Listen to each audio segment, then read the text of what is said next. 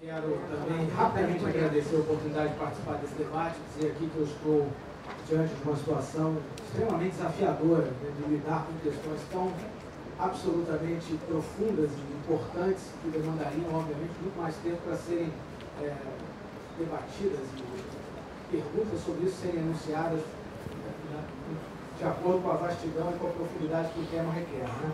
Eu vou tentar falar pouquíssimo e tentar colocar algumas questões que eu acho muito importantes. Eu acho que o debate cumpriu muito bem o seu propósito de tentar colocar duas perspectivas de desafios do SUS e o papel das parcerias público-privadas. Eu estou aqui, desde já, interpretando parcerias público-privadas num sentido bastante amplo, né? No sentido lato, não no sentido estrito, de que cabem aí vários tipos de parceria entre o poder público e entidades não governamentais. Né?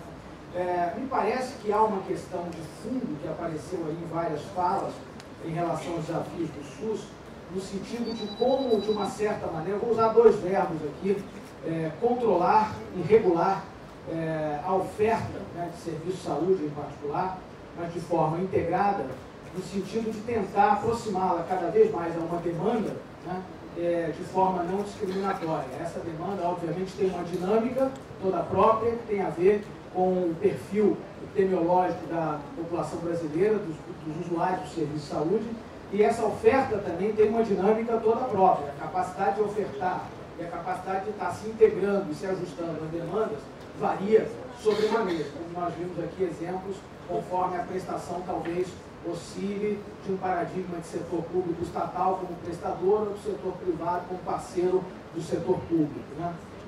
Eu acho que aí apareceu muito claramente que as parcerias, né, elas fazem parte desse universo de prestadores, elas não podem ser consideradas, obviamente, como uma panaceia, elas são algo muito recente que tem, pelo menos dessa maneira como elas têm aparecido ultimamente, na verdade, as parcerias com o setor privado para a provisão de serviço de saúde não é nenhuma novidade nem na sociedade brasileira, nem em outras, né?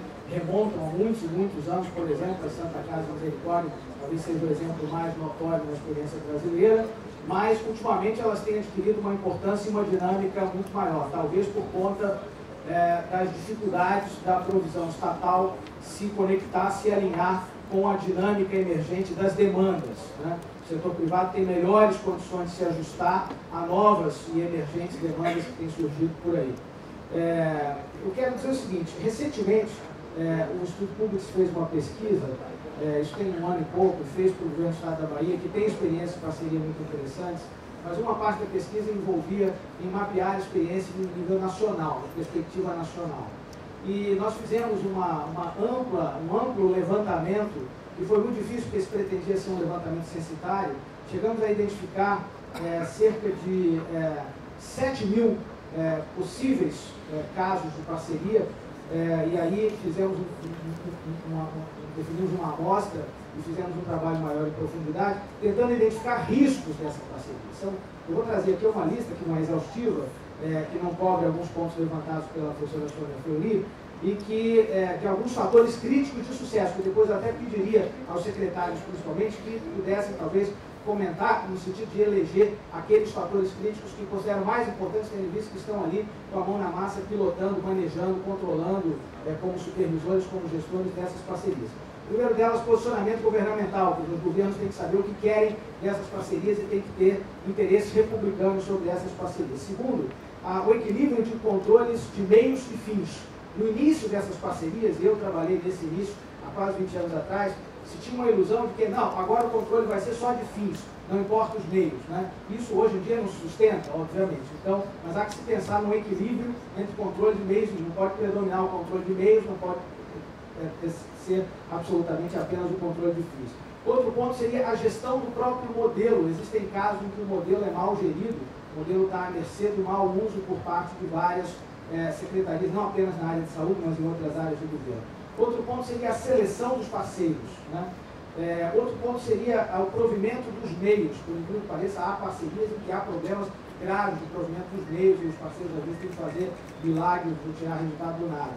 Outra questão seria o posicionamento dos órgãos de controle, a postura dos órgãos de controle. Os órgãos de controle têm demonstrado uma certa reatividade um certo julgamento muito legalista e muito conservador desses modelos de parceria. Outro ponto seria a gestão para resultados. Em que extensão esses modelos estão sendo implementados com base efetiva em gestão por resultados, com metas, com supervisão em torno de metas, indicadores bem definidos, bem modelados, etc.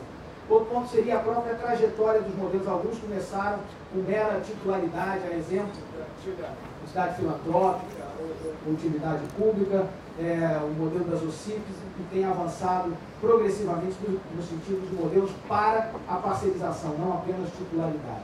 Outro ponto seria a qualidade institucional do parceiro público, a capacidade do parceiro público efetivamente exercer a sua supervisão, o seu controle sobre meios e sobre resultados. E o último ponto seria a solidez institucional do parceiro privado.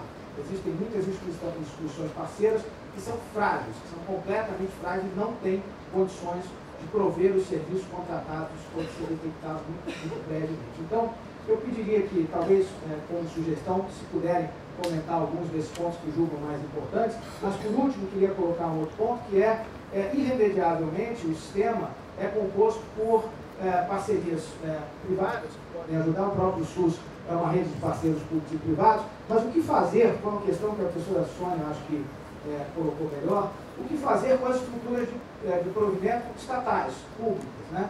Há um contingente imenso de servidores alocados, há equipamentos estatais, há investimentos massivos nesse segmento e, de alguma maneira, há que se pensar num conjunto de iniciativas para que essas iniciativas de produção direta, da prestação de serviços estatais, possa funcionar melhor, né?